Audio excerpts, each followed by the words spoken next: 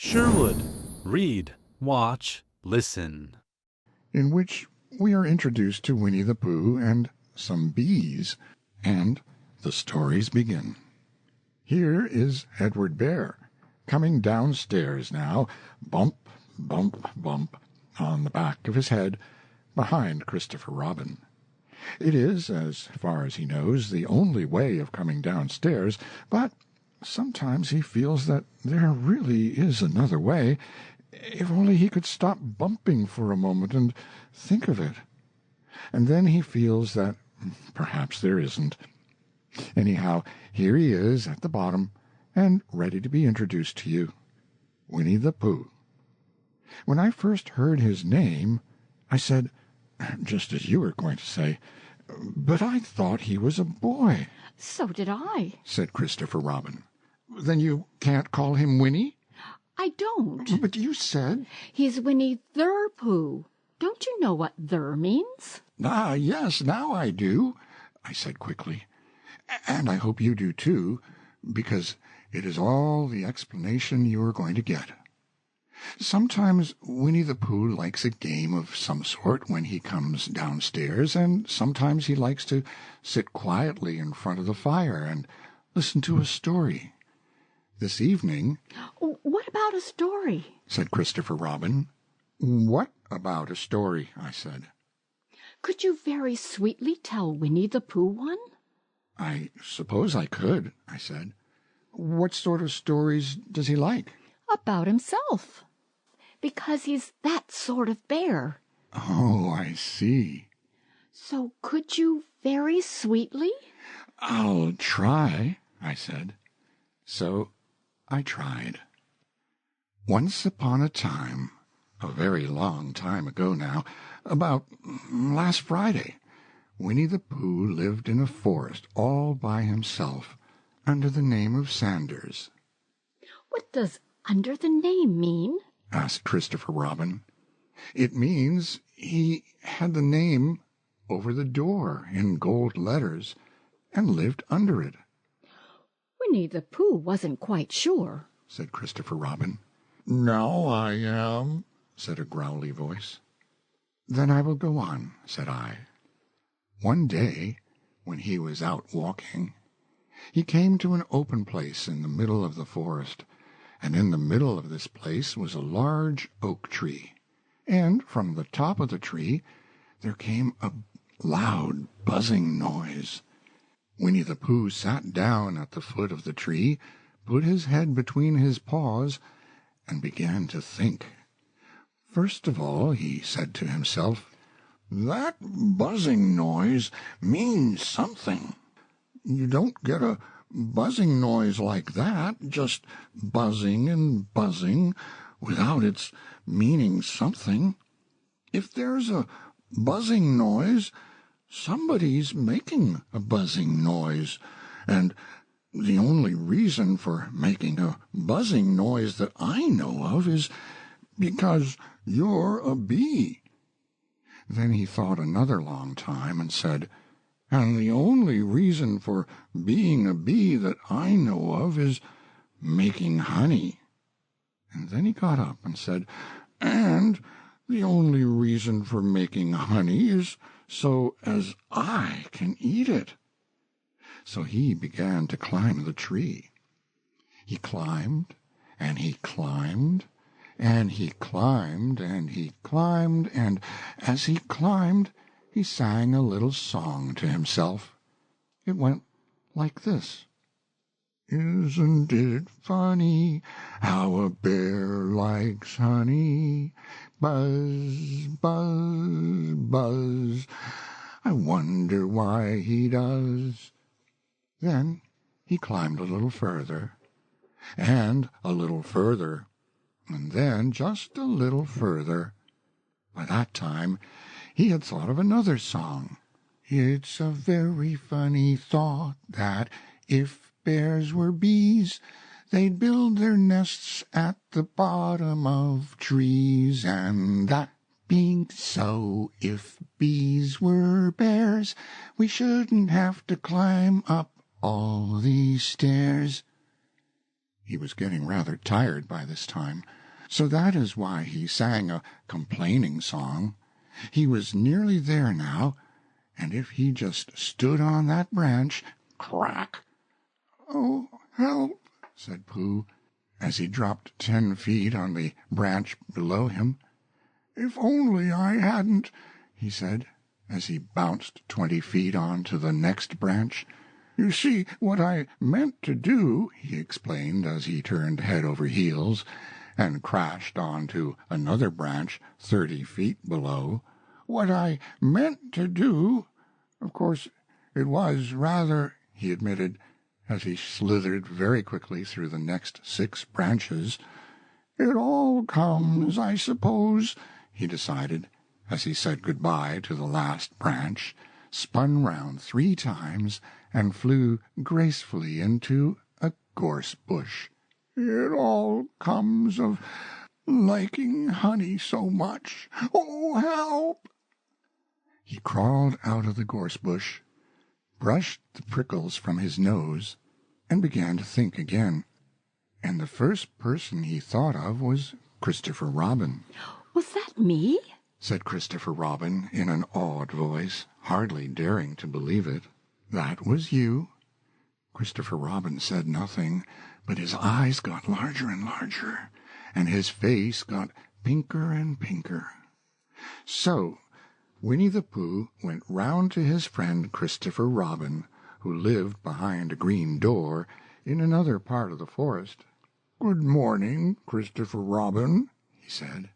Good morning, Winnie-the-Pooh, said you. "I wonder if you've got such a thing as a balloon about you." A balloon? "Yes, I just said to myself, coming along, I wonder if Christopher Robin has such a thing as a balloon about him. I just said it to myself, thinking of balloons and wondering." What do you want a balloon for? You said. Winnie-the-Pooh looked round to see that nobody was listening, put his paw to his mouth, and said in a deep whisper, "Honey." But you don't get honey with balloons. "I do," said Pooh. "Well, it just happened that you had been to a party the day before at the house of your friend Piglet, and you had balloons at the party.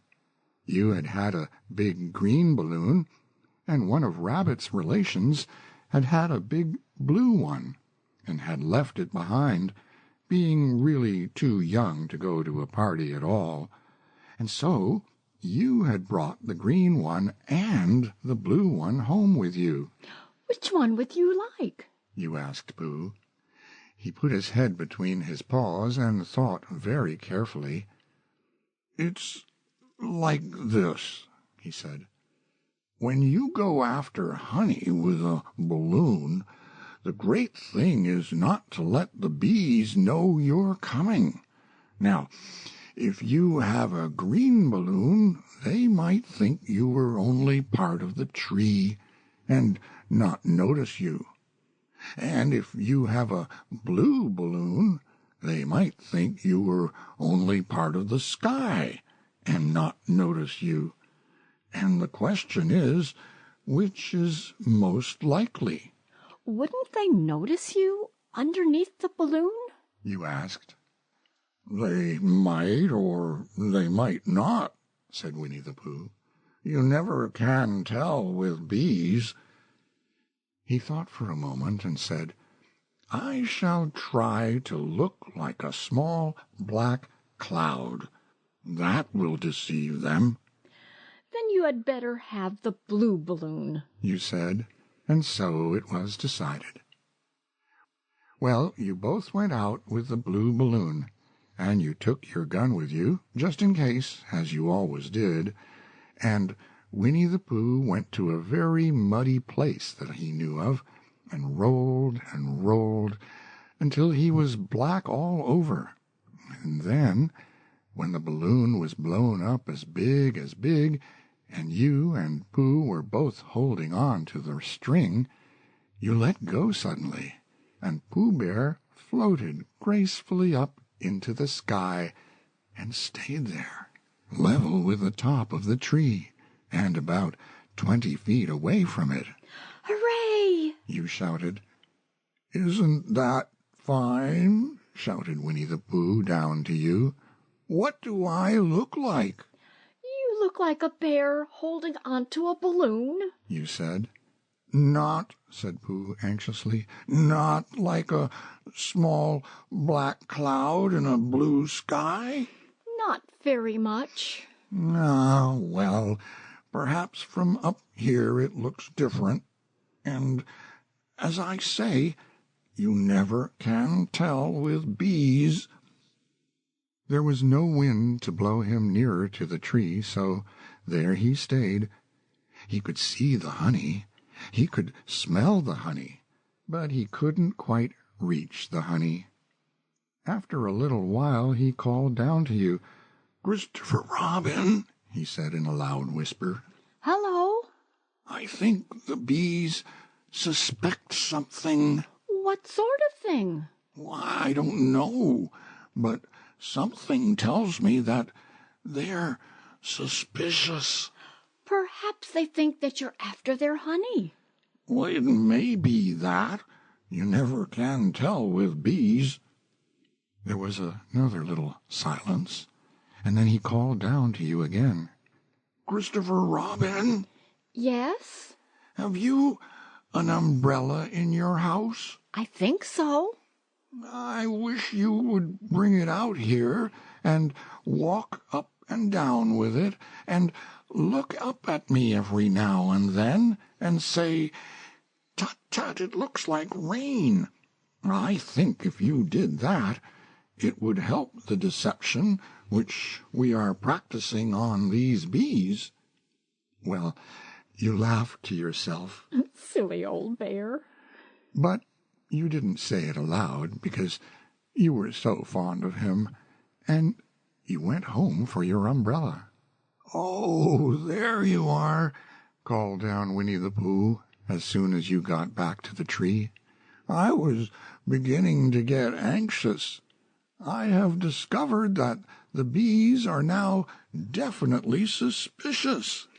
Shall I put my umbrella up? You said. Yes, but wait a moment. We must be practical. The important bee to deceive is the queen bee. Can you see which is the queen bee from down there? No. Oh, pity. Well, now, if you walk up and down with your umbrella saying, Tut, tut, it looks like rain, I shall do what I can by singing a little cloud song, such as a cloud might sing. Go. So while you walked up and down and wondered if it would rain, Winnie-the-Pooh sang this song. How sweet to be a cloud floating in the blue. Every little cloud always sings aloud.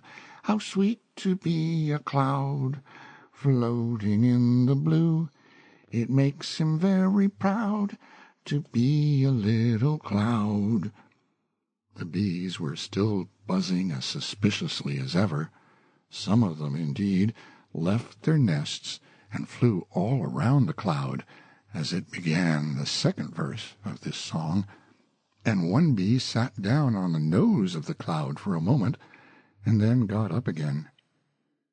Christopher, Robin, called out the cloud. Yes?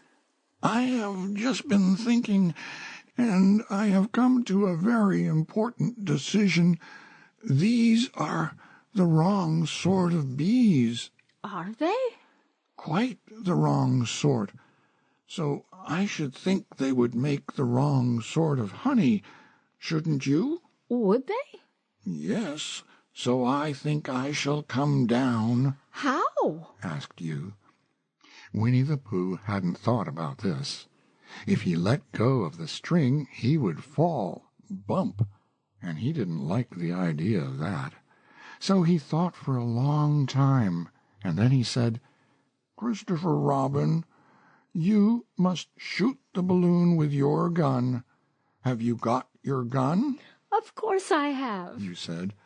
But if I do that, it will spoil the balloon. You said.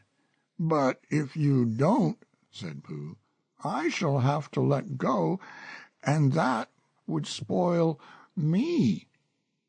When he put it like this, you saw how it was, and you aimed very carefully at the balloon and fired. Ow! Said Pooh. Did I miss? You asked. You didn't exactly miss, said Pooh, but you missed the balloon. I'm so sorry, You said, and you fired again, and this time you hit the balloon, and the air came slowly out, and Winnie-the-Pooh floated down to the ground. But his arms were so stiff from holding on to the string of the balloon all that time that they stayed up straight in the air for more than a week, and whenever a fly came and settled on his nose, he had to blow it off. And I think, but I'm not sure, that is why he was always called Pooh. Is that the end of the story? Asked Christopher Robin. Well, that's the end of that one. But there are others. About Pooh and me? And Piglet and Rabbit and all of you. Don't you remember? I do remember, and then when I try to remember, I forget. That day when Pooh and Piglet tried to catch the heffalump? They didn't catch it, did they? No. Pooh couldn't because he hasn't any brain. Did I catch it? Well, that comes into the story. Christopher Robin nodded. I do remember, He said. only Pooh doesn't very well, so that's why he likes having it told to him again. Because then it's a real story and not just a remembering. That's just how I feel, I said. Christopher Robin gave a deep sigh, picked his bear up by the leg, and walked off to the door, trailing Pooh behind him. At the door he turned and said, Coming to see me have my bath? I might, I said. I didn't hurt him when I shot him, did I? Not a bit. He nodded and went out, and in a moment I heard Winnie-the-Pooh bump, bump, bump, going up the stairs behind him. Thanks for watching Sherwood. Scan the QR code to download our free app. Subscribe for unlimited access to books, audiobooks, podcasts, movies, and shows. See you next time.